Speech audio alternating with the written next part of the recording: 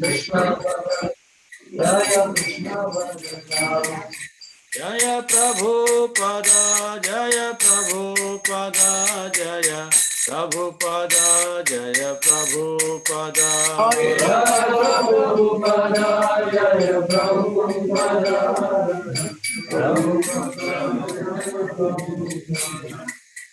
ईत गौर हरि बोल हरि बोल हरि बोल ईत गौर हरि बोल हरि बोल हरि बोल हरि बोल। जय ओम विष्णुपाद परमहंस परिव्रजकाचार्य अष्टोत्तर शतश्री श्रीमती डिवाइन ग्रेस अभय चरणारविंद भक्ति वेदांत स्वामी श्रील प्रभुपाद की जय। श्री श्री बलराम जी की जय। प्रभुपाद की जय। हिंदी मराठी इंग्लिश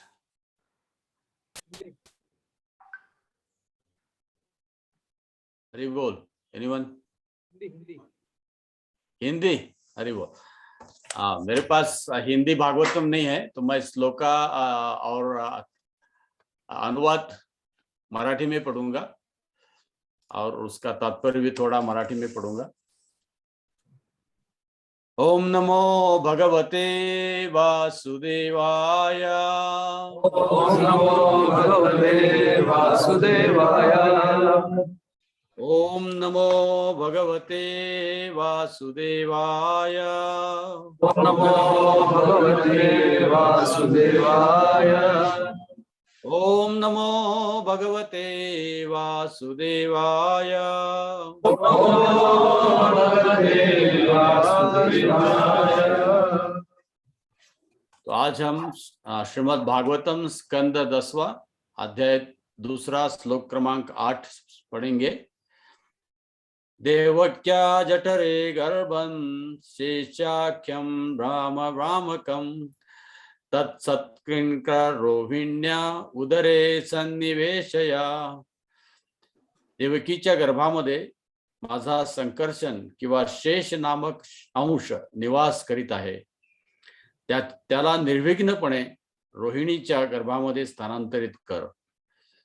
तो हिंदी में इस प्रकार हो सकता है, देवकी के गर्भ में मेरा संकर्षण या शेष नामक अंश निवास कर रहा है, उसको आप बिना किसी तकलीफ रोहिणी के गर्भ में उसको लेके जाना, उसको स्थलांतरित करना।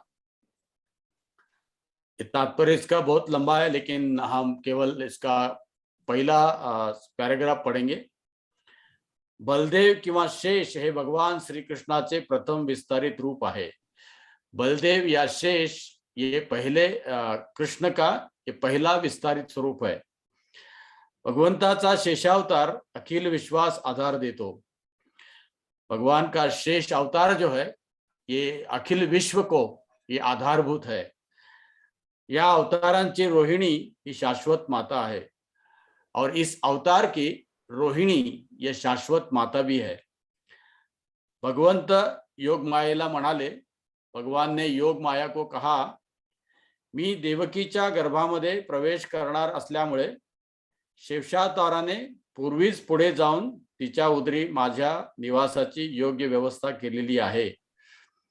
मैं कृष्ण भगवान कह रहे हैं ये योग माया को कि मैं देवकी के गर्भ में मेरे अवतरण का व्यवस्था कर रहा हूं, इसलिए आप इस गर्भ को रोहिणी के गर्भ में पहले से ही लेके जाना। आता त्याने आपल्या शाश्वत मातेच्या अर्थात रोहिणीच्या गर्भामध्ये प्रवेश केला पाहिजे। अभी रोहिणी का गर्भ भी बलराम के लिए शेष के लिए तैयार हो गया है, तो उसको वहां पे लेके जाना। ओम अज्ञानतिमिरन्धस्य ज्ञानाञ्जनशलाकया चक्षुरुन्मीलितं येन तस्मै श्रीगुरुवे नमः। श्रीचैतन्यमनोभीष्टं स्थापितं येन भूतले स्वयं रूप कदा मह्यं ददाति स्वपदान्तिकं। नमः ओं विष्णुपदाय कृष्णप्रेष्ठाय भूतले श्रीमते भक्तिवेदांत स्वामिन्निति नामिने। नमस्ते सरस्वती देवे गौरवाणी प्रचारिणे निर्विशेष शून्यवादी पाश्चात्य देशतारिणे। जय श्री कृष्ण चैतन्य प्रभो नित्यानंद श्री अद्वैत गदाधर श्रीवासदि गौर भक्तवृंद। हरे कृष्णा कृष्ण कृष्ण हरे हरे हरे राम हरे राम राम राम हरे हरे।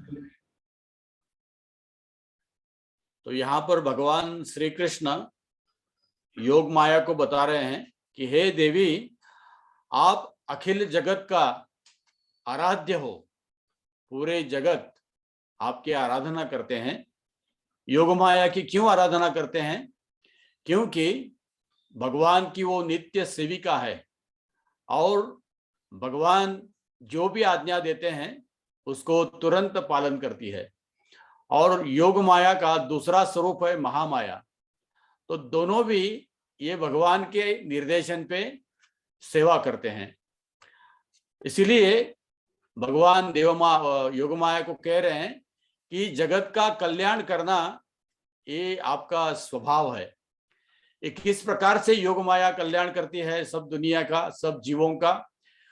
उसका जो माया का पर्दा है वो हटाकर वो उसको आध्यात्मिक जगत का दर्शन देती है। ये योग माया का पर्दा है।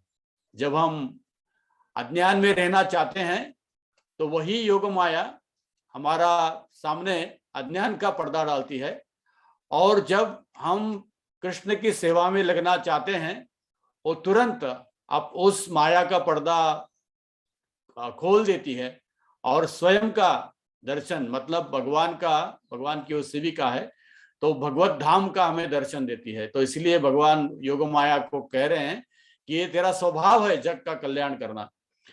और इसलिए अभी आप गोप गोपिका का जो गांव है, मतलब ब्रज, वहां पे जाना और वहां पर अनेक गाय हैं जो अपनी बछड़ों के साथ खेल रहे हैं और गाय अपने बछड़ों से प्रेम कर रहे हैं। और ऐसे सुंदर भूमि में वसुदेव और रोहिणी, वसुदेव की पत्नी, दूसरी पत्नी रोहिणी, ये नंद महाराज के घर में निवास कर रही है। और वसुदेव के और जो भार्या है, जैसे देवकी एक भार्या है जो कंस ने उसको कारागृह में रखा है, क्योंकि उन्होंने भविष्यवाणी सुनी थी कि देवकी का 8वां पुत्र, इसलिए देवकी को उन्होंने कंस, वसुदेव और देवकी को उन्होंने कारागृह में रखा था कंस ने।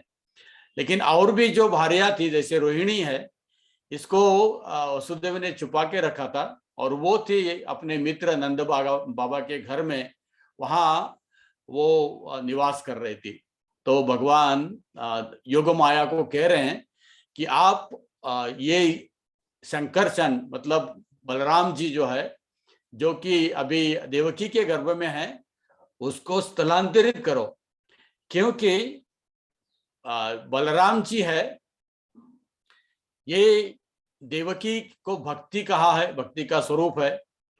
और जब हमारे 6 अनर्थ, काम क्रोध मद लोभ मोह मत्सर इत्यादि जो 6 अनर्थ है, ये जब नष्ट हो जाते हैं तब गुरु के आदेशों को हम समझ सकते हैं, और इसलिए ये गुरु अवतीर्ण हो रहे हैं। तो इस गुरु को जब हम स्वीकार करते हैं तो कृष्ण हमारे हृदय में जगह करते हैं। जैसे ऐसा नहीं है कि कृष्ण को हमारे हृदय में जगह नहीं है, पहले से ही है, लेकिन हम उसको देख नहीं पा रहे हैं। तो गुरु की सहायता से हमें कृष्ण अपना दर्शन देते हैं। तो इसलिए भगवान कृष्ण कह रहे हैं कि आप बलराम की पहले आने की तैयारी करो और उसको रोहिणी के गर्भ में लेके जाओ। तो कंस और कंस का कारागृह ये भौतिक प्रकृति का प्रतिनिधित्व करता है।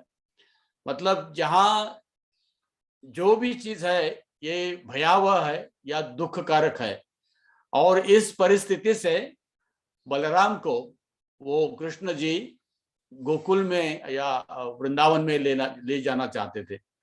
तो इसलिए उनको देवकी के गर्भ से, क्योंकि जब देवकी के गर्भ में बलराम जी का अंश था तो देवकी का शरीर, उसका चेहरा इतना प्रभावित प्रकाशमान दिखता था कि पूरा जेल भी है, कारागृह भी पूरे प्रकाशमान हो गया। तो कंस को भी संशय आने लगा था, और क्योंकि ये दैवी लक्षण जो है देवकी के चेहरे पर दिख रहे थे, तो कंस भी सोच रहा था कि ये शायद कृष्ण हो सकता है। हालांकि नारद मुनि ने बताया था उसको कि कृष्ण कंसा भी हो सकता है।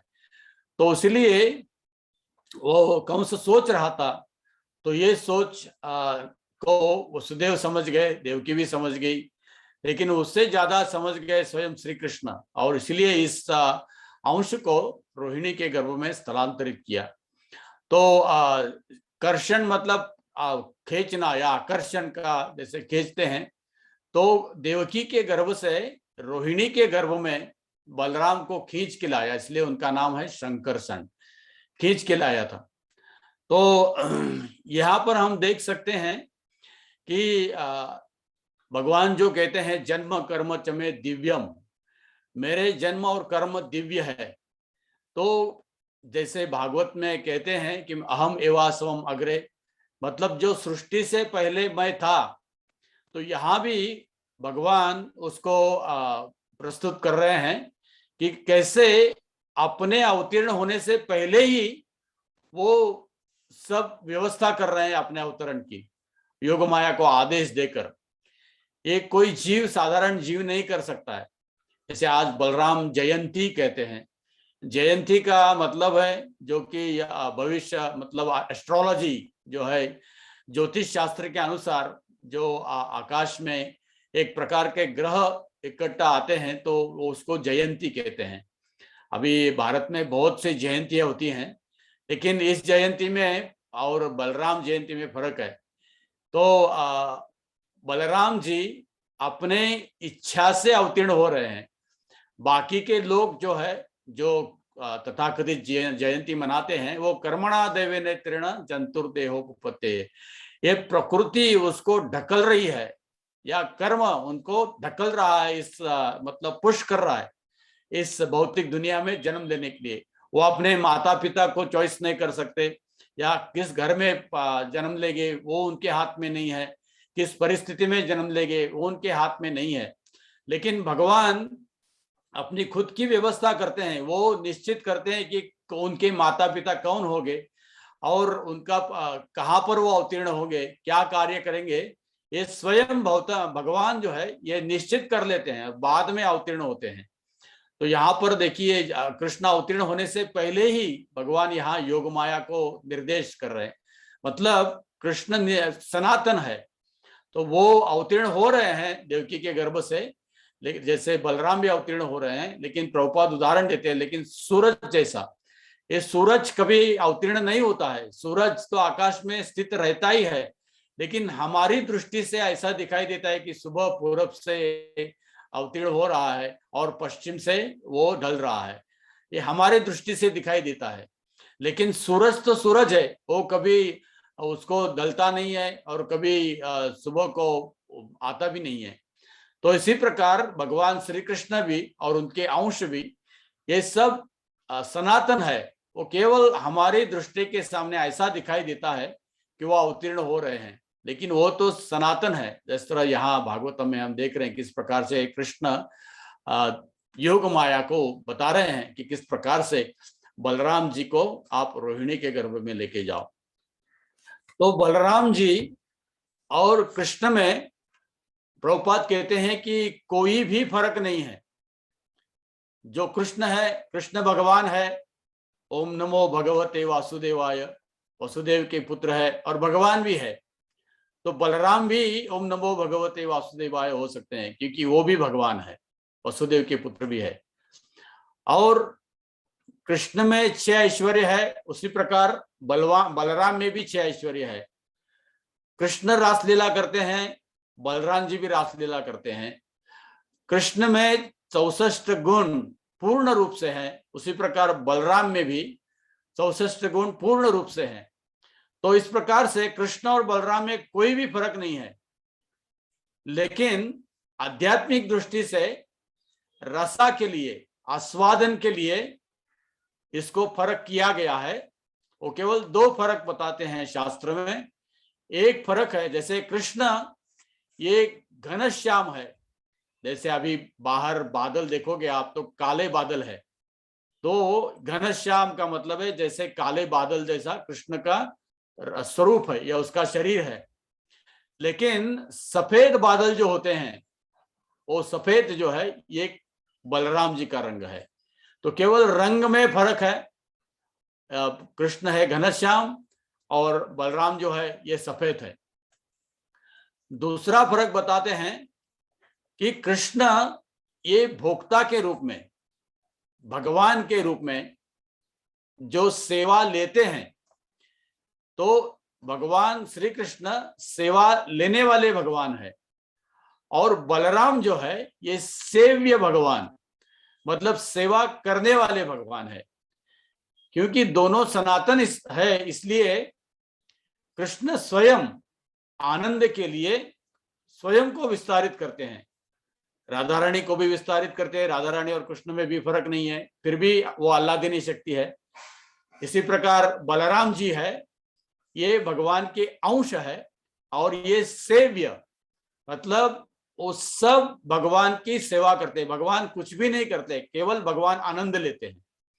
अभी यहां से जो है बलराम जी सब करते हैं। भगवान की 5 रसों में भगवान सेवा कर रहे हैं। पहला जो है ये शांत रस, भगवान स्वयं बलराम जी कृष्ण की लीला, कृष्ण को आनंद देने के लिए, कृष्ण के भक्तों को आनंद देने के लिए खुद का विस्तार करते हैं धाम के रूप में। सो कृष्ण बलराम जी स्वयं धाम बन जाते हैं, और बाद में कृष्ण के जूते बलराम जी बन जाते हैं, कृष्ण का मुकुट बलराम जी बनते हैं, कृष्ण की बांसुरी, वेणु, जो भी भगवान जी जो अपना संगीत करना चाहते हैं, वो बांसुरी है या वेणु है, तो इसी प्रकार वो भी कृष्ण बलराम जी बनते हैं। भगवान के अलंकार भी बलराम जी है। भगवान के ड्रेसेस जो है, अलग अलग प्रकार के आकर्षक भगवान जो कपड़े पहनते हैं, वो भी बलराम जी है। तो जो भी कृष्ण का विस्तार है आध्यात्मिक, ये सब बलराम जी है। तो इसी प्रकार से बलराम खुद को विस्तारित करते हैं आध्यात्मिक जगत के रूप में। और भगवान का दूसरा जो स्वरूप है ये चतुर्विवाह, भगवान खुद को विस्तारित करते हैं। बलराम, प्रद्युम्न, शंकरसन, अनिरुद्ध, इस 4 रूप में विस्तार करते हैं। फिर उससे और भी चतुर आता है, वो है शंकरसन जो है। इस शंकरसन से भगवान पूरी भौतिक सृष्टि बनाते हैं, और उसमें 3 विष्णु है, महाविष्णु, उससे गर्भोदक्षाय विष्णु, कारणोदक्षाय विष्णु और क्षीरोदक्षाय विष्णु। ये 3 विष्णु शंकरसन से आते हैं। मतलब यहाँ आध्यात्मिक जगत भी विस्तार करते हैं और भौतिक जगत भी विस्तार करते हैं। कि हमारे दृष्टि से भौतिक जगत जो है ये दुख का कारण है, लेकिन बलराम की दृष्टि से वो भगवान का लीला है। कृष्ण का मतलब ये इस भौतिक जगत को भी निर्माण करना। अनंत कोटि ब्रह्मांड, जो कि भगवान स्वयं को अनंत शेष के रूप में विस्तारित करते हैं, और उनके सर पर ये अनंत कोटि ब्रह्मांड निवास करते हैं। तो दोनों प्रकार से विस्तार, आध्यात्मिक विस्तार भी है और भौतिक जगत का विस्तार ये बलराम जी करते हैं, कृष्ण नहीं करते हैं। कृष्ण खाली आनंद लेते हैं, क्योंकि आनंदमयो व्यासा, कृष्ण जो है केवल आनंद लेते हैं, बलराम जी सब कर रहे हैं। तो बलराम आध्यात्मिक जगत जो बनाते हैं तो सब व्यवस्था करते हैं स्वयं बलराम जी करते हैं। और ऐसा शास्त्र में कहते हैं कि बलराम की ये शक्ति है, उस धाम को वो आकुंचित भी करते हैं समय के अनुसार और उसका विस्तार भी करते हैं। इसे आकुंचित करते हैं, इसका मतलब है जब सनातन गोस्वामी वृंदावन में रहते थे तो वो गोकुल धाम में अपनी माधुकरी करने के लिए जाते थे और वहां से गोवर्धन परिक्रमा करने के लिए जाते हैं। तो उनकी आयु उस समय 90 वर्ष की थी, फिर भी ये करते थे।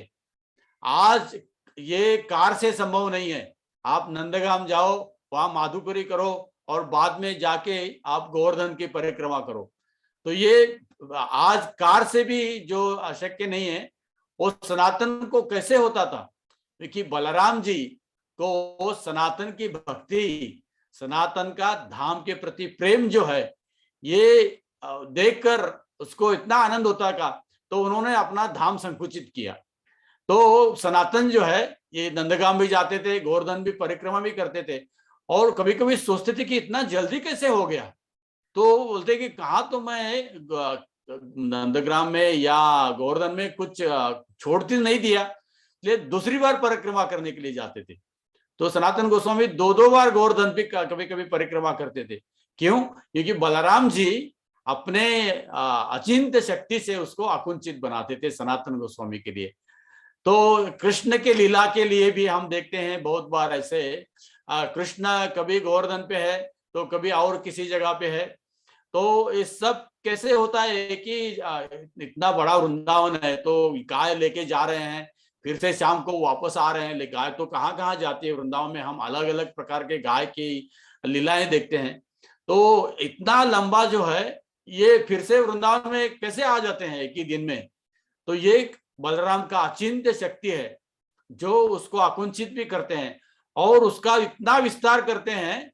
जब कोई राक्षस भगवान के पीछे जैसे कालयव लगता है तो इतना उसको एक्सपांड करते को मिलते भी नहीं कभी, इतना भगाते भगाते हैं बलराम उसको। तो ये बलराम की शक्ति है। तो हमारे हृदय में भी बलराम जी एक अंश के रूप में स्थित है, परमात्मा के रूप में, जो कृष्ण का और बलराम का अंश है। तो अगर बलराम की कृपा हो गई तो कृष्ण नजदीक आ सकते हैं और बलराम की कृपा नहीं हो गई तो इतने दूर भाग जाते हैं कि हम उसको भूल भी जाते हैं। तो ये बलराम की अचिंत्य शक्ति है। तो ये आध्यात्मिक जगत में और भौतिक जगत में दोनों रूप से बलराम जी खुद इस शांत रस में भगवान की सेवा कर रहे हैं। दूसरा जो है ये साख्य रस मित्र के रूप में, जब भगवान दोनों भी 5 वर्ष के हो गए तो गैया लेके वृंदावन में जाते हैं। तो कभी कभी बलराम जी थक जाते हैं तो पेड़ के नीचे सो जाते हैं, तो कृष्ण उनके चरण दबा रहे हैं। तो कभी कृष्ण थक जाते हैं तो सो जाते हैं तो उनके बलराम जी चरण दबा रहे हैं। तो दोनों एक दूसरे के चरण दबाते हैं और खेलते हैं, एक दूसरे के कंधे पे बैठते हैं, एक दूसरे को थप्पड़ लगाते हैं, एक दूसरे के पीछे भागते हैं, एक दूसरे को कुश्ती खेलते हैं और रमन रेती में दोनों मिलकर जो रेती है उस पर लौट पोड़ते हैं दोनों भी। ये मित्र के रूप में अनेक प्रकार से भगवान व्यवहार कर रहे हैं। तो ये मित्र के रूप में। दास्य के रूप में भगवान बलराम जी है, ये कृष्ण की सेवा करते हैं, नित्य सेवा करते हैं। जैसे चरण दबाना का ये दास्य भाव में भी आ सकता है। और जो भी कृष्ण बलराम को आज्ञा देते हैं कि तुम आप ये करो तो वो बलराम उसको स्वीकार करते हैं, तो दास्य रूप में उनकी सेवा करते हैं। और वात्सल्य रूप में भी सेवा करते हैं। जैसे यशोदा है, यशोदा का वात्सल्य है, उसी प्रकार बलराम का भी वात्सल्य है। तो बलराम का एक जन्मदिन के समय सब लोग, बलराम कृष्ण ने कहा कि चलो हम यमुना के किनारे खेलने के लिए जाएंगे। तो बलराम जी देखते हैं कि ये खेलते खेलते कहाँ जा रहे हैं, ये काली घाट पे जा रहे हैं। तो बलराम सबको कहते हैं, सुदामा, मधुमंगल, सुबल, सबको कहते हैं कि कृष्ण को वहां काली दाह पे मत लेके जाना, वहां काली है बैठा है। तो आज उसका क्या है, बर्थडे है, आज उसका जन्मदिन है। तो इसलिए ये वात्सल्य भाव, मातृत्व के भाव से। और जब भगवान मिट्टी खाते हैं जो ब्रह्मांड घाट पे, तो बलराम जी ये वात्सल्य भाव में जाके या यशोदा मैया को उसकी शिकायत करते हैं, देखिए आज कृष्ण ने मिट्टी खाई तो उनके मुंह पे मिट्टी लगी है। तो यशोदा कहते हैं सच बोलो, मिट्टी खाई क्या? तो कृष्ण देखिए ये परम सत्य, लेकिन झूठ बोलता है कि नहीं मैंने मिट्टी नहीं खाई। तो परम सत्य होकर भी भगवान झूठ बोल रहे कि मैं मिट्टी नहीं, मुंह पे लगाया है सब मिट्टी। यशोदा कहते हैं कि झूठ मत बोल, तो तेरे मुंह पे सब मिट्टी लगी है। और बलराम दाऊजी भी कह रहा है कि तूने मिट्टी खाई है, तो कहते नहीं माँ। तो भगवान कहते कि ठीक है, तो आपने ही मुझे सिखाया कि 6 माता है, तो आप एक माता हो, तो वैसे पृथ्वी भी एक माता है, जैसे मैं आपके स्तन से दूध पीता हूं, उसी प्रकार ये पृथ्वी माता, उसकी मिट्टी भी मेरे लिए दूध की तरह है, इसलिए उसको भी मैं पीता हूं। तो यशोदा उसको डांटती है, तू पागल, ये मेरा दूध पीने से तू पौष्टिक बन जाएगा, ये मिट्टी खाने से तुझे रोग हो जाएगा। तो इस प्रकार वो उसको डांटती है। तो कृष्ण क्यों मिट्टी को खा रहे हैं? क्योंकि ये मिट्टी क्या है, बलराम खुद को विस्तार किए हुए है, किस प्रकार, किसमें? धाम के रूप में। तो इस धाम की मिट्टी मतलब बलराम का स्पर्श है। ये कृष्ण उसको मिट्टी नहीं समझते, ये कृष्ण बलराम के शरीर को स्पर्श कर रहे हैं और उसको सेवन कर रहे हैं, ये वात्सल्य भाव है। तो इस वात्सल्य भाव में वो उनकी सेवा करते हैं। और एक भाव है माधुर्य भाव। इस 5वें भाव में भगवान बलराम जी भगवान को आनंद देने के लिए राधा रानी की बहन अनंग मंजीरी के स्वरूप में वो खुद को विस्तार करते हैं। तो जहां बलराम जी है, जहां राधा रानी के चरण दिखाई देते हैं, वो उसके ऊपर कभी चरण नहीं रखते हैं, क्योंकि वो क्या है, अनंग मंजरी का भाव है, क्योंकि राधा रानी के चरण पे खुद पे चरण नहीं रखना। तो इसलिए तो राधा रानी जहां भी कुछ सब लीलाओं का वो आस्वादन करती है अनंग मंजरी के भाव में। तो अनंग मंजरी ये स्वयं बलराम जी है, और कृष्ण की सब लीलाओं का, राधा रानी और कृष्ण के सब माधुर्य लीलाओं का वो व्यवस्था करती है, फूल लाना उनके लिए, सब तैयार करना, तो स्वयं ये कृष्ण करते हैं। और जब कृष्ण गया लेके जाते हैं, ये बलराम जी थोड़ा जोर से चलते हैं, तो कृष्ण गैया लेके आ रहे हैं, तो बलराम जी जोर से चल रहे हैं, तो कृष्ण उनको मुकाबला नहीं कर सकते हैं। तो इसलिए, लेकिन जहां पर कृष्ण जा रहे हैं वहां पर बलराम जी गए हैं, वहां पर कृष्ण जा रहे हैं। तो जाते जाते जाते जहां पर मोड़ते हैं, तो कृष्ण को समझने के लिए बलराम जी अपना जो प्लो है, क्या बोलते हैं उसको, जो नांगर, मराठी में नांगर कहते हैं, वो उसको रखते हैं ताकि कृष्ण को समझे कौन से गली में वो चले। तो इसी प्रकार भगवान बलराम जी कृष्ण की सेवा करते हैं। तो ये 5 रूपों में भगवान जी क्या कर रहे हैं, पांचों रस में भगवान बलराम जी भगवान कृष्ण की सेवा कर रहे हैं। तो ये इसको क्यों आदि गुरु माना गया है? तो कृष्ण की सब सेवा की व्यवस्था करना और सबको कृष्ण के सेवा में लगाना, और ये इतने नम्रता से करते हैं, तो ये इसलिए उनको आदि गुरु कहा गया है। बलराम जी से हम सीखते हैं, चाहे वो भौतिक जगत में हो चाहे आध्यात्मिक जगत में हो, क्योंकि दोनों भी बलराम का विस्तार है। तो इसलिए आदि गुरु का मतलब है सब कृष्ण की सेवा, कृष्ण को किस प्रकार से आनंद दिया जाए। तो केवल इस अवतार में भी नहीं, उसके पीछे अवतार में भी हम देखते हैं कि जहां पर राम और लक्ष्मण भी वही नम्र सेवक है। सब जो भी राम कहते हैं वो सेवा कर रहे हैं, नम्र सेवक, खुद को जो भी तकलीफ आए वो सहन करते हैं। जैसे राम को केवल वनवास भेजा था, लक्ष्मण को नहीं भेजा था। लक्ष्मण कह सकता था कि यार आपको भेजा है, लेकिन फिर भी लक्ष्मण, ऐसा कहा जाता है रामायण में कि जब तक राम के साथ लक्ष्मण है वो कभी भी सोते नहीं है, 24 घंटा सेवा करते रहते हैं। तो इसलिए हम मंगल आरती में गाते हैं, प्रतिक्षणास्वादन लोलुपस्य। गुरु क्या है, हर क्षण आस्वादन कर रहे हैं। कौन सा आस्वादन कर रहे हैं? भगवान की सेवा का आस्वादन कर रहे हैं। तो ये बलराम जी आदि गुरु है।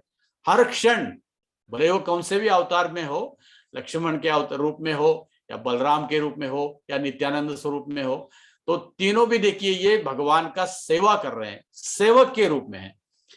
तो इसीलिए ये सेवक भगवान है।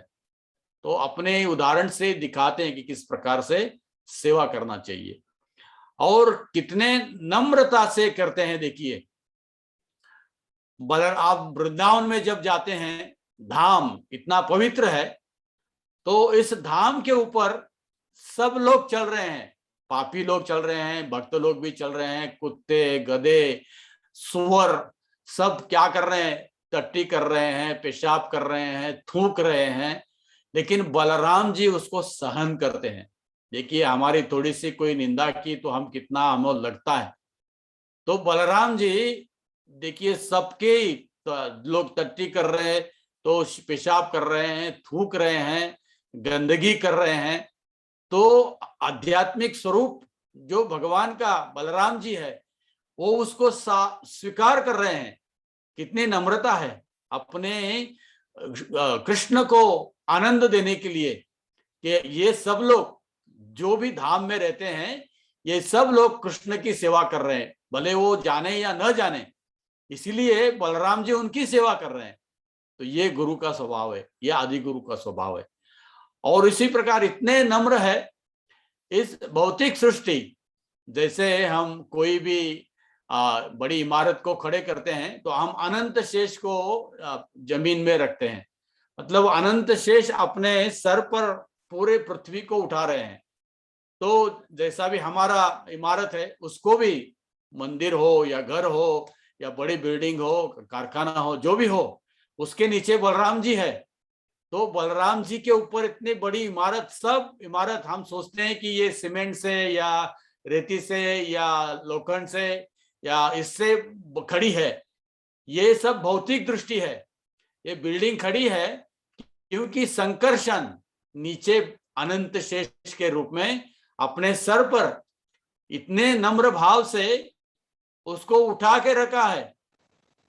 जो भी उसके ऊपर चल रहा है उसको रहता है, या मंदिर हो तो सब डांस कर रहे हैं, सब कुछ कर रहे हैं, उनके सर पे नाच रहे हैं, लेकिन सब जो केवल कृष्ण की सेवा के रूप में नम्रता से सेवा कर रहे हैं।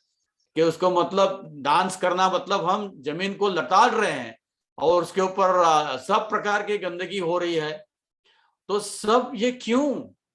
तो गुरु बलराम जो है ये केवल कृष्ण को आनंद देने के लिए सब स्वीकार करते हैं खुद को। जैसे लक्ष्मण अवतार में राम जी वन में जब गए तो आनंद ले रहे हैं, तो सब देख रहे हैं कि कैसा वन है और किस प्रकार से सब जगह कितने पक्षी है, सब जगह पे झरने हैं या इतने सुंदर सुंदर फल है।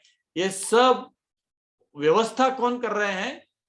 ये लक्ष्मण जी कर रहे हैं। वो चल रहे हैं, कांटे पे चल रहे हैं, वो पत्थर पे चल रहे हैं, उनके पांव पे लगते हैं तो वहां भी लगता है, तो सोचते हैं कि अरे पीछे से सीता मैया आ रही है और राम आ रहे हैं, तो उनके लिए सब रास्ता साफ करते हैं। तो ये लक्ष्मण जी। उसी प्रकार बलराम जी, वो भी वृंदावन में जहां जहां भी कुछ लीलाएं हो रही है, वो सब धाम को वो भगवान के कृष्ण के आनंद के लिए तैयार रखते हैं। तो इसलिए ये आदि गुरु सब हम सीखते हैं सेवा भाव जो है ये बलराम से। तृणादपि सुनि चेन तरोरी व सहिष्णुना, मतलब लोग लथाड़ते भी है फिर भी उनको कृष्ण की सेवा में लगाते हैं। तो हमारे गुरु महाराज भी क्या करते हैं, भले हम उनके आदेशों का पालन कर रहे हैं नहीं कर रहे हैं, फिर भी किसी न किसी प्रकार से हम कृष्ण की सेवा करने की इच्छा कर रहे हैं तो हमको थोड़ा उसको मदद करते हैं। तो ये गुरु जो भाव कहाँ से आता है? ये बलराम से आता है। चाहे वो सेवा कर रहे या नहीं कर रहे तो उनको प्रोत्साहित करना। तो इस प्रकार से भगवान बलराम जी नित्य कृष्ण के दास के रूप में भगवत धाम में क्या कर रहे हैं, सेवा कर रहे हैं। तो ये दोनों जब जाते हैं, रोहिणी, नंदन, बलराम, उनको डेकोरेशन, उसका श्रृंगार कर रही है बलराम की माता। यशोदा नंदन कृष्ण का श्रृंगार कर रही है यशोदा। और ये दोनों मिलकर जब अपने गोपों के साथ वृंदावन में जाते हैं, तो एक दिन ऐसे जब वृंदावन में जाते हैं तो कृष्ण बलराम की स्तुति करने लगते हैं। देखिए बलराम, दाऊजी कहते हैं, दाऊजी के मतलब बलराम के अनंत नाम है, तो दाऊजी मतलब बड़ा भाई। तो कहते हैं कि दाऊजी देखो, ये वृंदावन आपके चरणों का सेवन कर रहा है, आपके चरणों को छू रहा है। और ये पेड़ देखो, ये नम्र होकर आपके चरणों पे शरण आ रहे हैं, आपको दंडवत कर रहे हैं। ये झरनी देखो, वो आनंद से उनके जो फवारे उठ रहे हैं वो आपको देखकर। देखो ये मोर जो है कैसे नाच रहे हैं, उनको पूरा जो पंख है किस प्रकार से उन्होंने खोल दिए हैं, ये आपको देखकर। ये बंदर देखो कैसे नाच रहे हैं, ये सब पक्षी देखिए कैसे नाच रहे हैं। तो हालांकि कृष्ण के ये सब व्यवस्था, कृष्ण बलराम जी ने ये सब व्यवस्था कृष्ण के आनंद के लिए की, लेकिन कृष्ण क्या कर रहे हैं, बलराम जी को कह रहे हैं कि ये आपके लिए है। तो कृष्ण भी देखिए खुद हालांकि भोक्ता है, लेकिन ये उनका वैराग्य भी है। वो ऐसा नहीं सोचते कि मैं केवल भोगूं, तो मेरे साथ जो भी है वो सबका है। तो इसलिए जो भी ऐश्वर्य भगवान का है वो भक्त का भी बन जाता है। तो क्यों, ये कृष्ण जब हम देखते हैं कि पूरी प्रकार से भगवान को शरणागत हो गए, तब भगवान भी उसके सेवक बन जाते हैं। जिससे बलराम को कह रहे हैं कि देखिए कितना सब वातावरण वृंदावन का, ये सब आपके लिए, आपके वजह से है या आपके ही सेवा के लिए है। तो ऐसे एक दिन सब लोग नाचते गाते अपनी गैयों के साथ, कृष्ण जो है अपने स्तोक कृष्ण, सुबल, मधुमंगल, ये सब गोपों के साथ, बलराम के साथ ये जा रहे हैं वृंदावन। और ये तलवन में आते हैं। तो तलवन में एक राक्षस है धेनुकासुर, जो कि प्रहलाद के वंश में आता है। तो कृष्ण ने प्रहलाद को प्रॉमिस किया था कि आपके वंश में जो भी आएगा उसका मैं कभी हत्या नहीं करूंगा। तो कृष्ण यहाँ पर पहले तो देखिए पुतना को मारा, पुतना, शकटासुर, सब लोगों का वध किया, लेकिन यहाँ पर कृष्ण जो बाजू में हो गए, यहाँ बलराम जी को आगे कर रहे हैं। तो सुबल और सुदामा और श्री कृष्ण, मधुमंगल, ये कृष्ण और बलराम को कहते हैं कि देखिए यहाँ पर इतने अच्छे ताल के फल है, इतने मधुर है, लेकिन ये फल जो है ये हम आपको देना चाहते हैं, लेकिन यहाँ पर हम नहीं जा सकते, क्योंकि यहाँ पर जो धेनुकासुर है ये इस पूरे इस एरिया का, वहां पर कोई पशु नहीं जा सकता है, कोई पंछी नहीं जा सकता है, आदमी तो छोड़ो कोई भी वहां जा नहीं सकता है, क्योंकि धेनुकासुर और उसके जो सब साथी है यही केवल उसको, उस फल को वो आनंद लेते हैं उसका।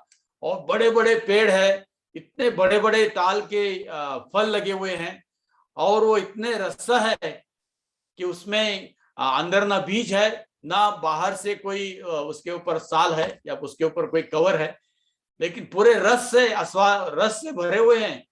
तो ऐसे सब फल लगे हैं, लेकिन वहां कोई जा नहीं सकता है। तो कृष्ण और बलराम कहते कि अच्छा तो चलो हम जाएंगे।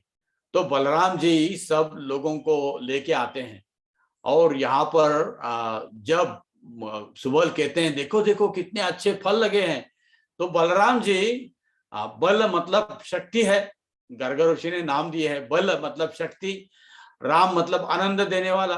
तो अपने शक्ति से वो किसको, सब जीवों को आनंद देते हैं। तो ये बल, तो अपने बल से ताल को बलराम जी पकड़ते हैं और जोर से हिलाते हैं, तो सब जो फल है नीचे गिरने लगते हैं और सब गोप जो है कूदने लगते हैं, नाचने लगते हैं, उनके सर पर गिर रहे हैं, उनके शरीर पे गिर रहे हैं। कहा सब रस हो गया है। वो कोई लेके कृष्ण को दे रहे हैं, कृष्ण बलराम को दे रहे हैं, बलराम उनको दे रहे हैं। तो ये सब आस्वादन फल का चल रहा है। तो तुरंत वो देखते हैं कि धरती जो है वो हिल रही है और जोर से आवाज आ रहा है। तो पता नहीं चलता है कहां से आ रहा है, लेकिन ऐसे आवाज करते करते करते महाकाय शरीर वाला धेनुकासुर, ऐसा कहते हैं कि उसकी पीठ जो है वो आकाश को लगती थी, इतना बड़ा ये धेनुकासुर। और कृष्ण बलराम ये तो साधारण मनुष्य जैसे दिखाई देते थे। तो उनके सामने ये धेनुकासुर आ गए। तो गधा है। तो ऐसे कहा जाता है कि गधे के सामने, गधे के पीछे कभी खड़ा रहना नहीं है, और औरत के सामने कभी खड़ा नहीं रहना, और गधे के पीछे कभी खड़े नहीं रहना, क्योंकि दोनों भी डेंजरस होते हैं। सामने से आकर्षण करते हैं और गधा पीछे से लत्ते मारता है। तो कहते हैं कि औरत के सामने, माता जी कोई हो तो क्षमा करना, और गधे के पीछे कभी खड़ा नहीं रहा, दोनों भी खतरनाक है। तो ये गधे, ये धेनु का आता है और अपने पांव से वो भगवान को अपना पीछा दिखा रहा है और बलराम की छाती के ऊपर प्रहार कर रहा है, बूम बूम करके। बलराम जी वो क्या है, वो बलराम की शक्ति कितनी है, तो उनको कोई फर्क नहीं पड़ता है। तो सब फल खा रहे हैं, तो बलराम जी कुछ प्रतिकार भी नहीं कर रहे हैं, वो लात मार रहे हैं, तो प्रतिकार नहीं हो रहा है, तो और भी ज्यादा गुस्सा होता है और जोर से आवाज करके फिर से लात मारने लगता है। तो बलराम जी देखते हैं कि ये इसको बहुत अहंकार हो गया अभी, तो उसको उसके दोनों पांव पकड़ते हैं और उससे उसको आकाश में घुमाते हैं, घुमाते घुमाते उसको चक्कर आती है और उसको फेंक देते हैं। और ये ऐसे फेंकते हैं कि एक ताल के वृक्ष के ऊपर जाके गिरता है, तो वो वृक्ष को लेकर वो खुद गिर जाता है। तो एक वृक्ष से दूसरा, दूसरे से तीसरा, तीसरे से चौथा, ऐसे सब वृक्ष गिरने लगते हैं और सब ये धेनुकासुर जो है ये मर जाता है। और तो उसको देखकर उसके जो सहकारी असुरी थे वो भागने लगते हैं, तो बलराम उसको भी पकड़ते हैं, उसको भी घुमा घुमा के फेंक देते हैं। इस प्रकार सब ताल जो है, ये तालवन जो है एक प्रकार से रणभूमि बन जाता है। और इस प्रकार से ऐसे दिखाई दे कि सब जगह बड़े बड़े ऐसे पहाड़ गिर गए हैं, क्योंकि ये राक्षस इतने बड़े बड़े थे और उसमें तल भी है। तो इस प्रकार इस तल जो धेनुकासुर है, तो भक्तिमान विनोद ठाकुर कहते हैं कि धेनु गधा, गधा मतलब क्या है, ये अज्ञानी है और ये अज्ञान रहकर जो अज्ञानी व्यक्ति है उसको गधे के समान कहा है। केवल वो कष्ट करते रहता है, लेकिन किस लिए कष्ट करना उसको पता नहीं है, तो इसलिए उसको गधा कहते हैं। तो केवल कष्ट करते रहता है, तो अज्ञान में है। तो भक्ति विनोद ठाकुर कहते हैं कि दो जो अनर्थ है वो बलराम जी नष्ट करते हैं। तो पहला उसमें से है अज्ञान। तो शिष्य को, हमको गुरु को शरण होके ये अज्ञान नष्ट करना चाहिए। हमारे बलराम जी है, ये हमारे हृदय में धेनुकासुर अज्ञान का बेटा है, उसको बलराम जी, ये गुरु है, आदि गुरु, वो उसको मारते हैं। तो इसलिए भगवान से हम बलराम से प्रार्थना करते हैं, गुरु से प्रार्थना करते हैं कि दिव्य ज्ञान हृदय प्रकाशित, कि हमारे हृदय में आप ज्ञान प्रकाशित करो। तो ज्ञान प्राप्त होने से हम भगवान की सेवा में लग जाएंगे। तो इसी प्रकार ये गधा जो है ये अज्ञान का प्रतीक है, तो बलराम जी उसको खत्म कर देते हैं। तो इसलिए ये तालवन में लीला हुई। उसके बाद और प्रलंबासुर है। तो ये प्रलंबासुर कंस का मित्र है, सेवक भी है। तो जैसे पता चलता है कि कृष्ण और बलराम, कंस तो आ नहीं सकता है वृंदावन, तो अपने मित्रों को भेजते रहता है। तो अभी तक इतने मित्रों को मारा और इतने सब जिसको जिसको भेजा था उसको सबको तो कृष्ण छोटे से बालक ने उनका संहार कर दिया। तो अभी प्रलंबासुर जो आते हैं, तो ये प्रलंबासुर एक गोप का रूप लेते हैं, मतलब एकदम इनोसेंट, ऐसा सुकुमार गोप बन जाते हैं एकदम। बाकी के जो गोप है जैसे स्तोक कृष्ण, सुबल, सुदामा, मधुमंगल जैसे गोप है, इनके जैसा ही उनका शरीर एकदम नाजुक, और जैसे ही वही ड्रेस करते हैं, और पता भी नहीं चलता है कि किसी को, तो सब लोग समझते हैं कि अरे ये कोई गोपी है, ये हमारे जैसा ही है, तो सब लोग नाच रहे खेल रहे हैं। लेकिन कृष्ण और बलराम दोनों जानते हैं कि ये राक्षस है। तो हम बाहर से कितना भी दिखावा करें, लेकिन हमारी राक्षसी वृत्ति जो है कृष्ण देख सकते हैं। हम बाहर से कितना भी तिलक लगाए, ड्रेस लगाए, कंठी माला डाले या जप माला 24 घंटा गले में रखे, तो हमारी आसुरी वृत्ति जो है ये कृष्ण जानते हैं, और उसको कैसे खत्म करना ये बलराम जी जानते हैं, गुरु जानते हैं किस प्रकार से इस आसुरी, मतलब जो नहीं है वो दिखाते हैं। प्रलंबासुर क्या है, जो नहीं है वो दिखा रहे हैं। तो प्रतिष्ठा मतलब चाहते हैं कि प्रतिष्ठित कौन बन सकता है, कृष्ण का सेवक जो है वही प्रतिष्ठित है, अन्य लोग प्रतिष्ठित नहीं बन सकते हैं, क्योंकि मृत्यु के समय सब प्रतिष्ठा चली जाती है। तो ये जो नहीं है वो दिखा रहा है प्रलंबासुर, तो कृष्ण जानते हैं और बलराम जी। तो कृष्ण कहते हैं कि भी आज हम ऐसा खेल करेंगे, बलराम एक पार्टी और मैं एक ग्रुप करेंगे, हम दो भाग करेंगे, मेरे तरफ थोड़े कोई गोप रहेंगे, बलराम की तरफ कोई गोप रहेंगे। तो ये खेल क्या है कि ऐसा खेल करेंगे, और जो हारेगा उसको, जो जीतेगा उसको हारेगा उसके पीठ के बैठकर उसको घुमाना है, ये जिसका पराजय हो। तो कृष्ण की पार्टी हार जाती है, तो कृष्ण स्वयं इसको नहीं लेते हैं, तो सुदामा को लेते हैं कृष्ण। और ये गोप जो है, जो कि कृष्ण के इसमें था, वो बलराम जी को लेते हैं। और बलराम जी को लेकर ये जाना था केवल बंडीरवन के जो सीमा है वहां तक ही जाना था, क्योंकि उसके पहले ये लीला हो रही है, ये बंडीरवन के आजू बाजू में हो रही है, तो वहां से बंडीरवन ही उनका बस सीमा थी, उसके बाहर नहीं जाना। लेकिन बलराम जी इस प्रलंबासुर के, जो कि एक गोप जैसा दिख रहा है, उसके पीठ पर बैठे हुए हैं और बलराम जी को लेके जा रहे। बलराम जी को पता है, लेकिन उसको ले जाना देते हैं कि, और ले जाता है और बाद में ऐसी जगह लेके जाता है कि जहां कोई भी नहीं है।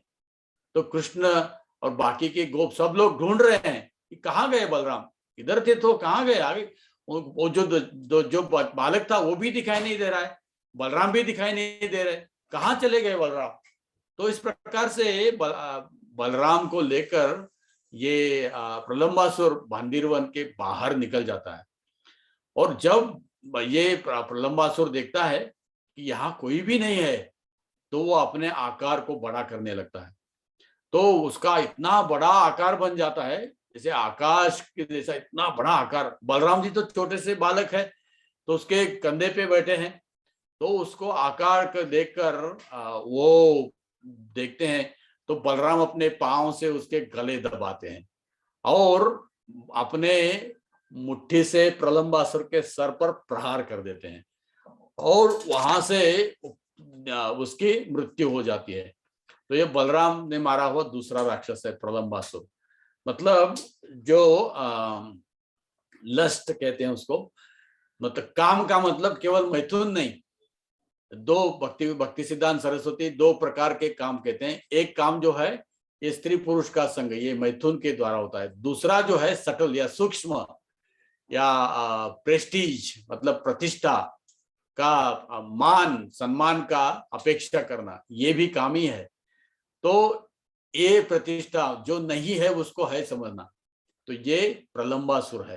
तो ये प्रतिष्ठा जो है, जो कि काम का प्रतिनिधित्व करती है, तो उसको भी क्या करते हैं, तो ये दो चीज जो है वो हमें खुद गुरु की सहायता से नष्ट करनी है।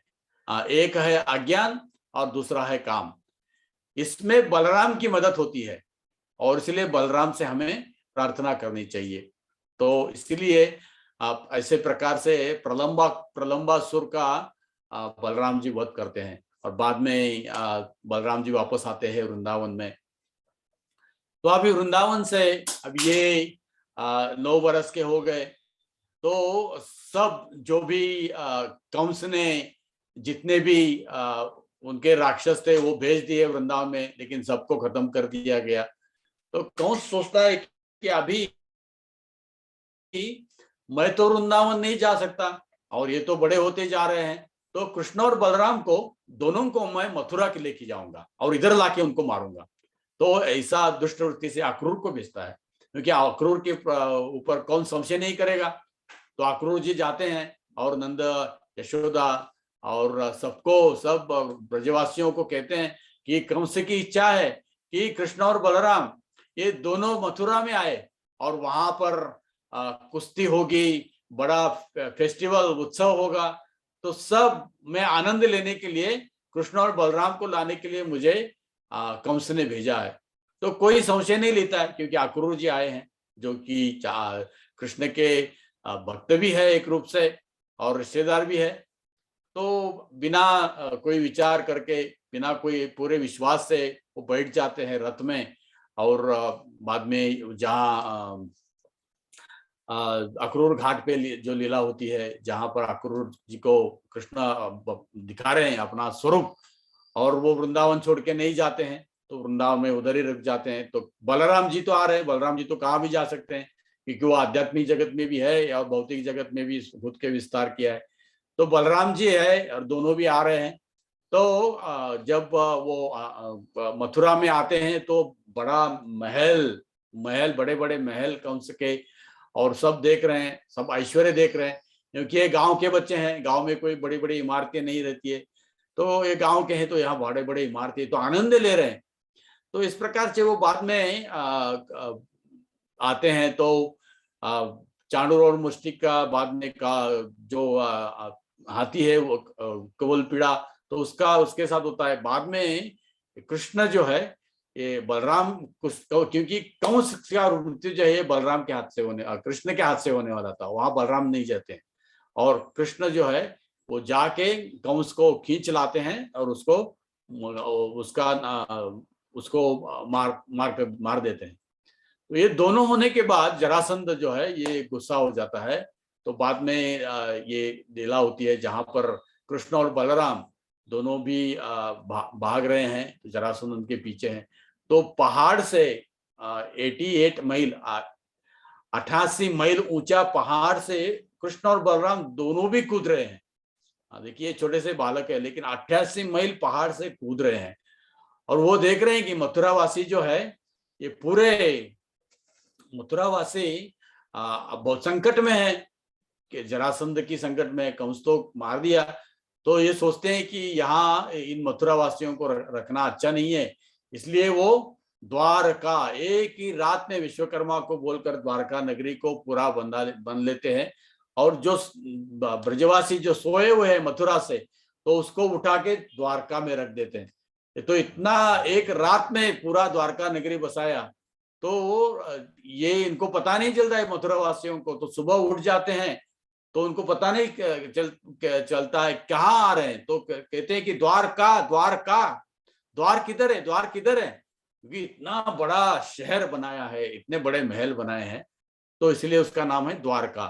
तो बलराम जी और कृष्ण दोनों उधर रहते हैं। तो वहां पर कृष्ण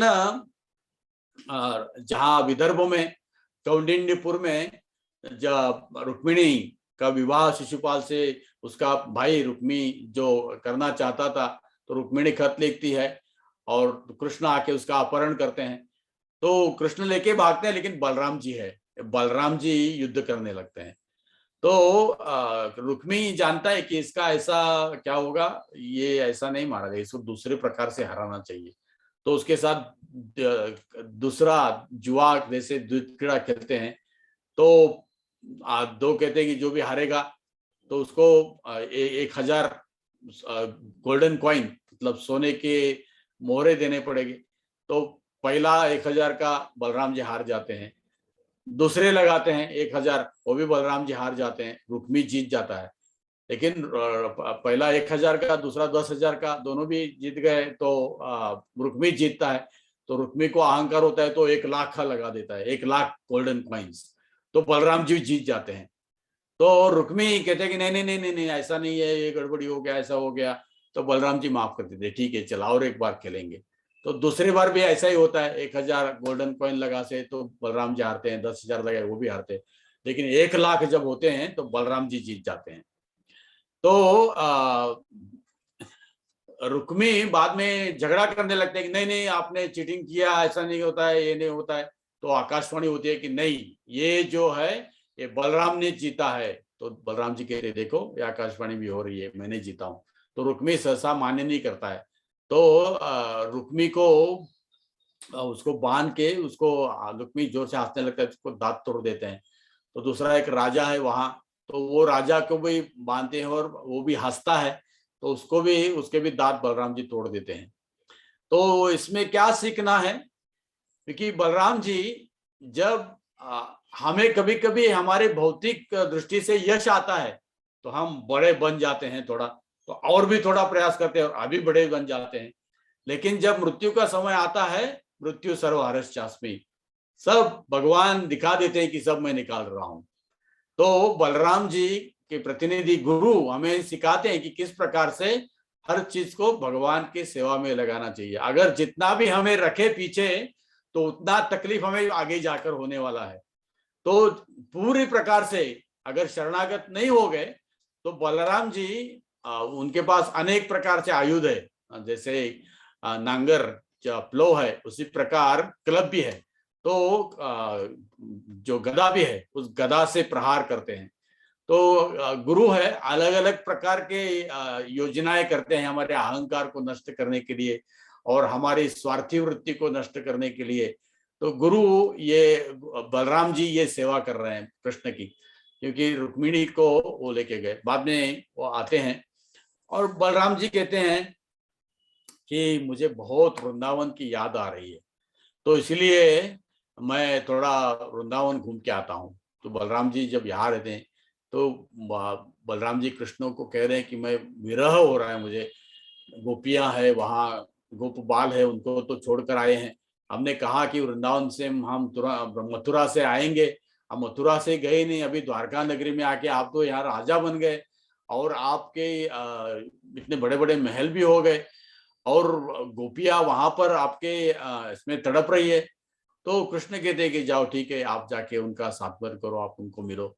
तो बलराम जी वृंदावन आते हैं और वृंदावन जब आते हैं तो नंद बाबा को देखते हैं, यशोदा को देखते हैं, उनको आनंद होता है कि इतने दिन के बाद बलराम जी आए। वो कहते हैं कृष्ण कैसे हैं, तो सब बातचीत होती है कृष्ण के बारे में, बलराम जी बताते हैं और नंद बाबा, यशोदा मैया और बाकी सब गोपगण है, इनके बाद ये कैसे हैं, सब उनके मिलते हैं, पूछताछ होती है, एक दूसरे को गले लगाते हैं, जो छोटे हैं उनको आशीर्वाद देते हैं, तो बड़े हैं उनको बलराम जी स्वयं दंडवत करते हैं। तो इस प्रकार से वो आते हैं। तो सब गोपों के साथ अपने गोपियों से मिलते हैं। जैसे कृष्ण की गोपियां हैं उसी प्रकार बलराम की भी अलग गोपियां हैं। तो गोपियों के साथ रास क्रीड़ा करने के लिए बलराम जाते हैं और वहां पर वो हनी या शहद जैसा वरुणी को देखते हैं और वरुणी पी लेते हैं, इतना वरुणी पी लेते हैं, उनकी आंखें लाल होती हैं, बड़ी होती है, जैसे नशा आ जाने के बाद जैसी अवस्था होती है उसी प्रकार बलराम की वो नशे में है, उनकी आंखें लाल हो गई हैं और ऐसे ऐसे इधर उधर हिल रहे हैं। और जाको यमुना कहते हैं कि यमुना नजदीक आ जाओ, मुझे स्नान करना है। तो यमुना देखती है कि ये क्या है, उसके इसको तो नशा चढ़ गया है, ये तो नशे में है। तो यमुना कहती है कि नहीं आप नशे में हो, तो देखो उसको वो अपना फिर से क्या लेते हैं, अपना नांगर, क्या पता नहीं हिंदी में क्या बोलते हैं उसको, हल हल लेते हैं और उसको कहते हैं कि आ जाओ नहीं तो मैं तेरे 1000 टुकड़े कर दूंगा। ये लीला है राम घाट पे होती है। तो इसलिए राम घाट पे देखिए यमुना के बहुत टुकड़े हो गए हैं, अलग अलग प्रकार के उसके रास्ते हैं। तो ये बलराम जी ने यमुना को खींच के लाया। तो यमुना शरण आती है और बाद में या यमुना में बलराम जी सेवा कर रहे हैं, बलराम जी जो स्नान करते हैं। तो ये वृंदावन में इस प्रकार से सेवा हो रही है। तो बलराम जी खुश है। तो वहां जाकर कृष्ण का विरह हो रहा है, तो फिर से वो द्वारका में आ जाते हैं।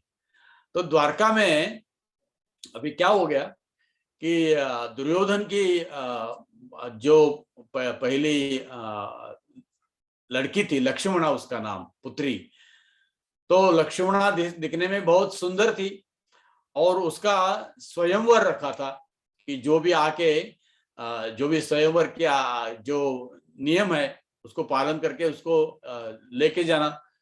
तो ये सांब को पता चला। सांब, अंब मतलब माता, स मतलब जो कायम माता के साथ रहता है उसको सांब कहते हैं।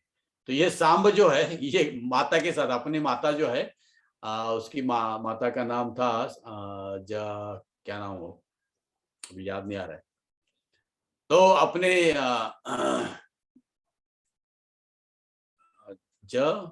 किसी को याद आ रहा है नाम? सांब की माँ कौन? कृष्ण के 8 पत्नी में से एक, जाम्बवती। हाँ जाम्बवती। जाम्बवती का पुत्र था। तो सा अंब मतलब माँ के नजदीक कायम रहता था। तो उस ये भी बहुत सुंदर था।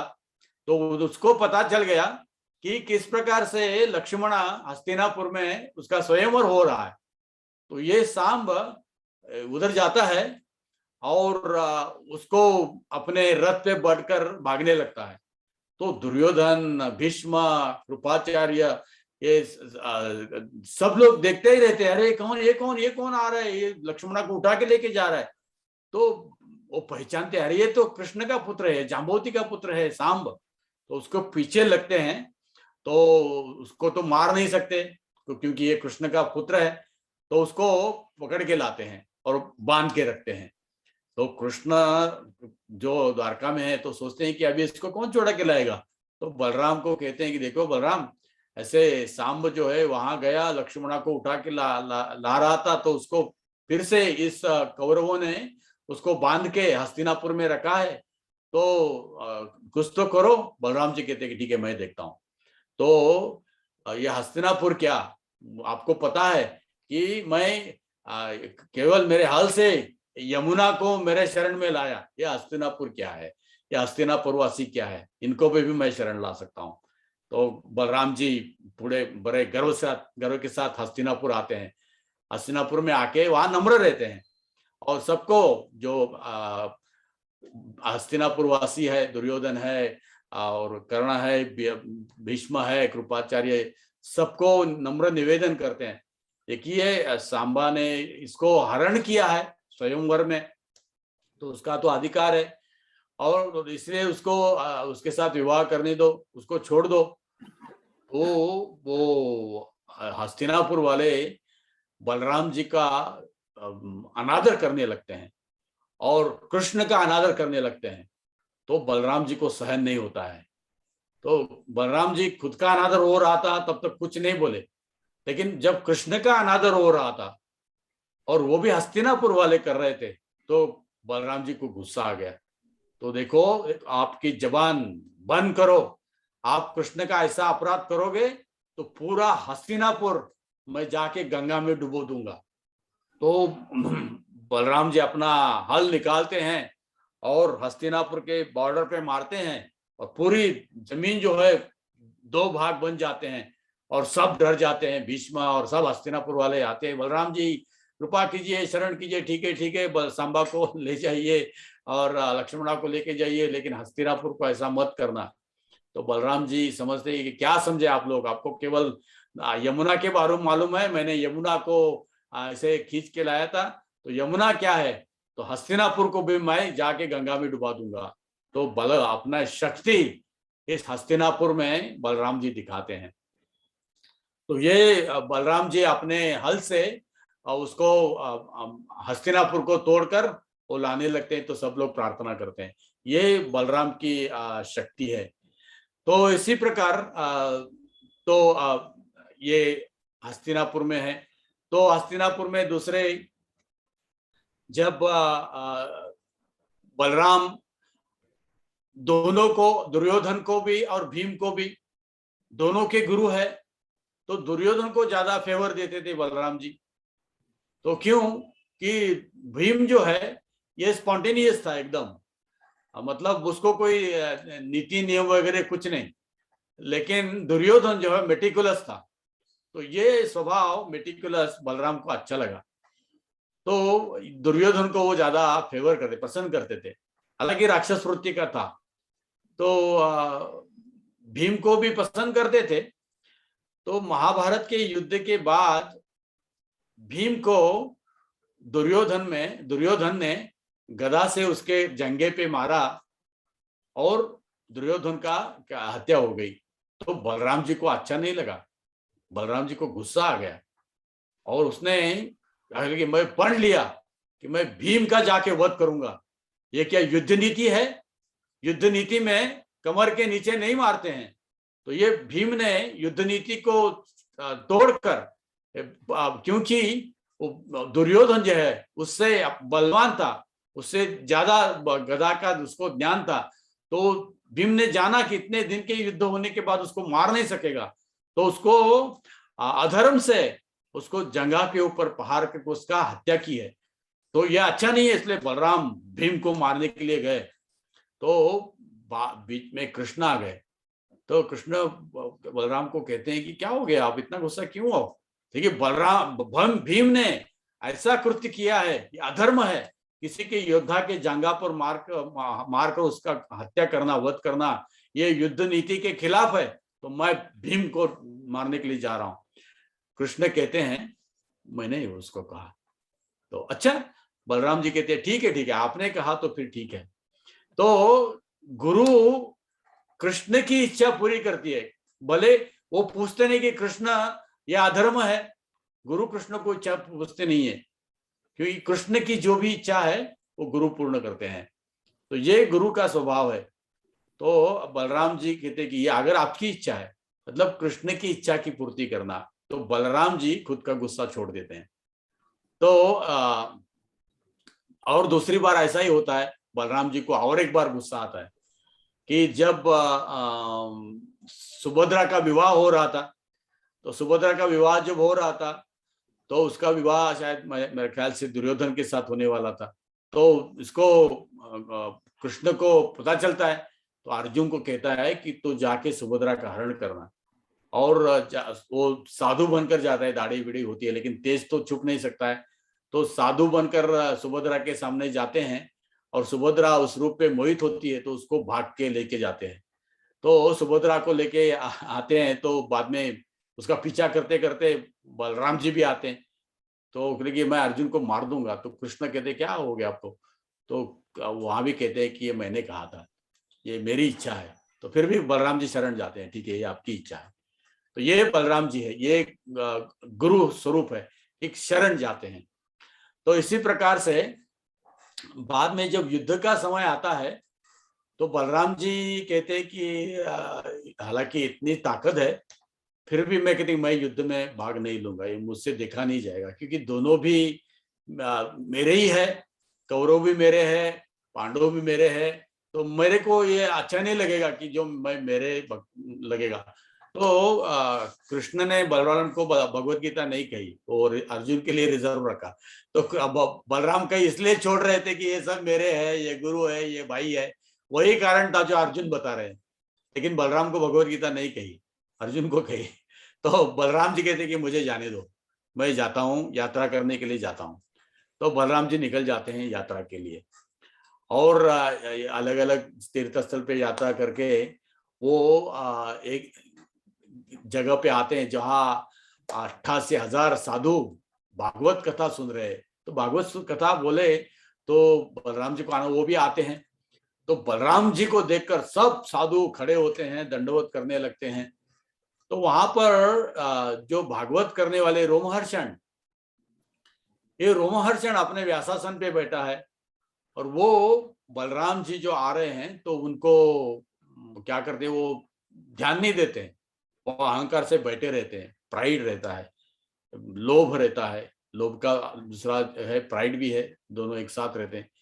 तो बलराम जी उसके पास आते हैं तो देखिए कि तेरे को कुछ रियलाइजेशन नहीं है, तो फिर भी भागवतम पे बता रहे हैं और इसलिए तू अधिकारी नहीं है। तो एक घास का पत्ता लेते हैं, तृणादपि सुनीचे न, जैसे घास जैसा नम्र होना चाहिए उसको दिखाते हैं, या इससे नम्र होना चाहिए, तो उसी घास से उसको गले पे लगाते हो उसका मृत्यु हो जाता है। तो उसी घास को नित्यानंद अपने तृण दंते तृणधरी, देखिए कितने बलराम की कितनी ताकत है, फिर भी कितने नित्यानंद प्रभु गुरु के रूप में नम्र होकर आते हैं, तो इस रोमहर्षण को मार देते हैं। तो सब ऋषि कहने लगते कि अरे हमने तो इसको आशीर्वाद दिया था कि ये भागवत कथा कह रहा है, क्योंकि ऋषियों ने खाली कथा देखी लेकिन बलराम ने उसका हृदय देखा। जो अहंकारी है वो भागवत कथा करने का उसका अधिकार नहीं है, तो जो भगवान को सम्मान नहीं करता है, रोमहर्षण उठा नहीं, बाकी सब साधु उठ गए, तो इसलिए बलराम गुस्सा हो गए, उसको मार दिया। तो सब साधु कहने लगे अरे इसको तो हमने आशीर्वाद दिया था लंबे जियो।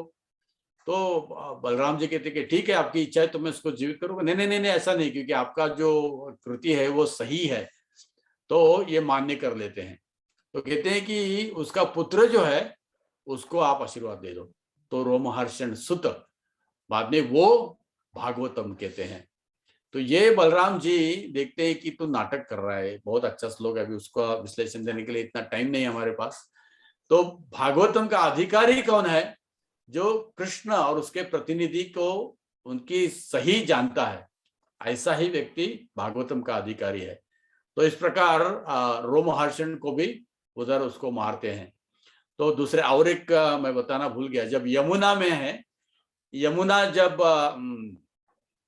यमुना के जल में जब स्नान कर रहे हैं तो गोपियों को सताने वाला गोरिल्ला रहता है वहां।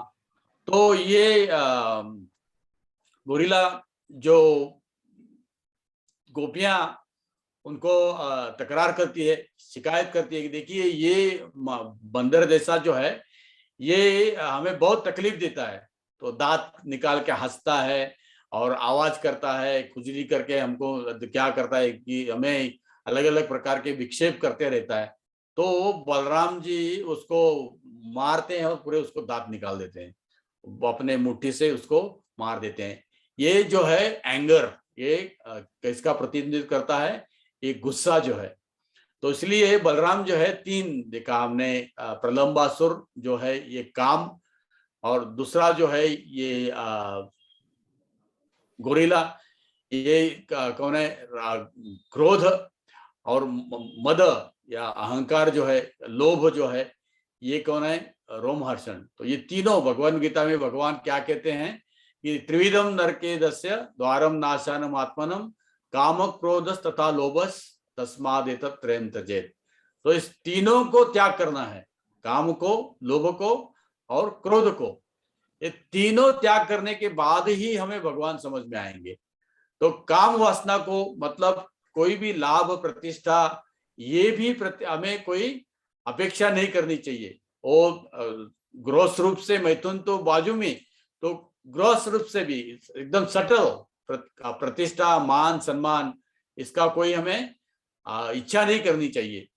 तो ये बलराम जी गुरु जी उसको क्या करते हैं? उसको खत्म करते हैं। और दूसरा एंगर, जो हमें कभी क्रोधित नहीं होना चाहिए, खास करके वैष्णवों के प्रति और गुरु के प्रति नम्रता से हमारा व्यवहार रहना चाहिए। तो ये भी बलराम जी उसको खत्म करते हैं।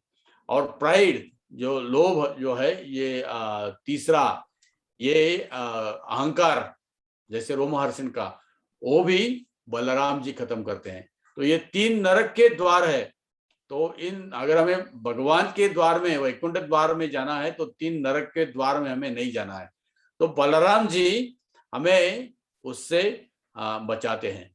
तो इसलिए ये बलराम जी नित्यानंद के स्वरूप में आ रहे हैं। और इस नित्यानंद के भाव में देखिए, जो बलराम की इतनी शक्ति है, वो सब शक्ति होकर भी वो किसी को दंड नहीं कर रहे हैं। वो दंते तृणधरी हर एक के पास जाकर जगाई मगाई भी हो। देखिए, वहां अपना नित्यानंद स्वरूप जो है, ये नम्रता से वहां भी गौरव करना चाहते हैं चैतन्य महाप्रभु का। तो वहां भी नित्यानंद प्रभु सेवक के रूप में ये सामने आए हैं। तो इसी प्रकार बलराम जी ये भगवान के सेवक भगवान है। तो आज उनका जन्मदिन के दिन पर हम उनसे प्रार्थना कर सकते हैं कि हमारे हृदय में जो अज्ञान है, काम क्रोध लोभ है, ये सब बलराम जी अपने हल से थोड़ा दर्द होता है क्लब से मारने के बाद या गदा से मारने के बाद या हल से मारने के बाद थोड़ा दर्द होता है। तो उस दर्द को सहन करने के लिए हम बलराम जी की प्रार्थना करेंगे कि जो हम भक्ति में आगे बढ़ने के लिए, जो भी हमारे सेवा में आनंद कृष्ण के लिए हमें कुछ भी हो, हमें दर्द हो या हमें तकलीफ हो, उसको सहन करने की हमें बलराम जी ताकत दे, जैसे वो स्वयं कर रहे हैं। आदि गुरु है तो हमें सिखाते हैं। तो हम हमारे गुरु का स्मरण करके, श्रील प्रभुपाद का स्मरण करके, नित्यानंद प्रभु का स्मरण करके, बलराम जी का स्मरण करें, क्योंकि ये गुरु तत्व है। तो गुरु तत्व को आज हम शरण जाने के लिए प्रयास करना चाहिए। तो आज का दिन हम बलराम जी की सेवा में, बलराम जी का गौरव में, बलराम जी का नाम कीर्तन में हम इस दिन के इस प्रकार से त्योहार मनाकर बलराम जी को हमारे हृदय में रहने के लिए जगह हमें करनी चाहिए। तो मैं यहाँ विश्राम लेता हूँ, मेरे ख्याल से बहुत देर हो गया। तो धन्यवाद। हरे कृष्णा कृष्णा कृष्णा हरे हरे, हरे राम राम हरे। ई बलराम भगवान की जय। हरे कृष्णा। हरि बोल। तो हम वृंदावन प्रभु जी को कुछ प्रश्न का उत्तर है तो आप सुंदरवर प्रभु से पूछ लीजिए, मुझे जाना है। मुझे 10 बजे दूसरा कार्यक्रम है, तो अभी 9:30 है, तो मैं थोड़ी तैयारी करके बाद में दूसरा 10 बजे जाना है। कोई एक आध दूसरा हो तो चाहिए, कोई प्रश्न है? आप सब तो बुद्धिमान लोग हैं, भक्ति शास्त्री भक्ति वैभव वाले लोग हैं, मुझसे क्या पूछेंगे आप प्रश्न? हरे कृष्णा। श्रील प्रभुपाद की जय। हरे कृष्णा। तो आज हम हिज ग्रेस वृंदावन प्रभु को बहुत हार्दिक धन्यवाद देना चाहेंगे, क्योंकि आज के प्रवचन में सही में बलराम जी के पूरे लीलाओं में ऐसे 1.5 घंटे कैसे गए समझे ही नहीं। और भी चले तो बहुत अच्छा है, क्योंकि बहुत रस भरा अलग अलग लीलाओं का वर्णन प्रभु जी ने किया। और खास करके बलराम जी कैसे भगवान की इच्छा से अनुसार ही जीवन जीते हैं। तो एक गुरु का एक प्रतिनिधित्व जो है वो बहुत सुंदर रूप से प्रभु जी ने आज बताया। और उसमें खास करके जो 2 लीलाओं का वर्णन किया कि कैसे दुर्योधन का अधर्म वास्तविक रूप से कृष्ण की इच्छा है, तो तुरंत बलराम जी उसे स्वीकार कर लेते हैं। तो ये बहुत ही सुंदर लीला है और उसका बहुत अच्छी तरह से प्रभु जी ने वर्णन किया। और हम सही में डायरेक्ट गुरु के पास नहीं जा सकते, लेकिन गुरु के जो प्रतिनिधि है, तो हमारे लिए खास करके वृंदावन प्रभु जी ने जो बेलगांव में हमें बहुत सुंदर रूप से राधानाथ महाराज के जो गुणों का वर्णन किया था, तो उसके कारण शायद हम कुछ अच्छी तरह से भक्ति कर पा रहे हैं। तो हमारे लिए खास करके एक शिक्षा गुरु के माध्यम में वृंदावन प्रभु ने बहुत बहुत हमें मदद की है, सभी भक्तों को, श्री श्री राधा दामोदर के मंदिर के भक्तों को और अन्य हजारों भक्तों को प्रभु जी प्रेरणा देते हैं। तो निश्चित रूप से हम यही अभिलाषा करेंगे कि बार बार उनका संग मिले और उनके संग से हम और शुद्धिकरण का अनुभव प्राप्त कर सकते हैं। तो हम सभी भक्त पारंपरिक पद्धति से प्रभु जी को धन्यवाद देना चाहेंगे। 3 बार हरि बोल के हरि बोल हरि बोल हरि बोल। हिज ग्रेस वृंदावन प्रभु की जय। यहाँ पर एक महाराज ने एक बताया था दुर्योधन के बारे में। तो एक बार प्रश्न पूछा था कि दुर्योधन इतना राक्षसी था, बलराम तो परमात्मा है, दुर्योधन के हृदय में भी है, तो उसको क्यों बलराम अपने भक्त भीम के विरुद्ध लड़ने के लिए उसको क्यों शिक्षा दी? अगर मालूम है परमा दुर्योधन इतना, अगर ये मैं गदा युद्ध इसको सिखाऊंगा तो ये आगे जाके राक्षसी है, पांडवों के विरुद्ध भी युद्ध करना, फिर भी उसको क्यों सिखाया? तो महाराज ने बताया था, कोई भी अगर राक्षस वृत्ति वाला भक्त भी शरण आता है, वो आगे आके मंदिर में गड़बड़ करेगा, ये भी मालूम है, फिर भी गुरु उसको शरण देते हैं। और क्यों? क्योंकि ये नित्यानंद, भक्ति विनोद ठाकुर कहते हैं, नित्यानंद की और बलराम की कृपा की कोई भी सीमा नहीं है। अगर उसको दुर्लक्षित करेंगे तो वो जाएगा कहां? वो जाएगा कहां? इसलिए भगवान बलराम जी है, गुरु जो है, मालूम होकर भी अगर किसी को शरण दे रहे हैं तो उसके पीछे वजह ये है, वो जाएगा कहां? उसके प्रति एक भी जो कुछ अच्छा गुण हो, तो दुर्योधन का कौन सा मेटिकुलस था, ये अच्छा गुण था। तो हालांकि वो मेटिकुलसली पांडवों को कैसा मारना चाहिए ये सोचता था, तो ये गुण अगर वो भगवान की सेवा में लगाएगा तो कितना बड़ा भक्त बन जाता था। लेकिन हालांकि ये सब तो आपको पता है, ये भगवान की योजना है। तो भाव जो है, क्यों उसका शरण लिया कि आगे जाकर कुछ गड़बड़ करेगा, फिर भी कृष्ण तो रक्षण करेंगे इस सबका। तो बलराम गुरु जी जो है ये सबको स्वीकार करते हैं। तो दुर्योधन का इसीलिए राक्षस होकर जानकर भी उसको स्वीकार किया। तो कभी कभी हमें आश्चर्य लगता है कि ये कैसे हमारे गुरु महाराज का, ये हमारा कैसा गुरु बंधु हो सकता है, इतना राक्षसी है, ये खाली बाहर से भक्त है, लेकिन गुरु ने शरण दिया है। ये हमें, हमसे झगड़ा भी करता हो लेकिन गुरु का शरण लिया है, ये ध्यान में रखना चाहिए। हरे कृष्णा, हरि बोल, हरि बोल। जय राम जयंती की हरि बोल, हरि बोल, हरे कृष्णा। जय कृष्ण। धन्यवाद।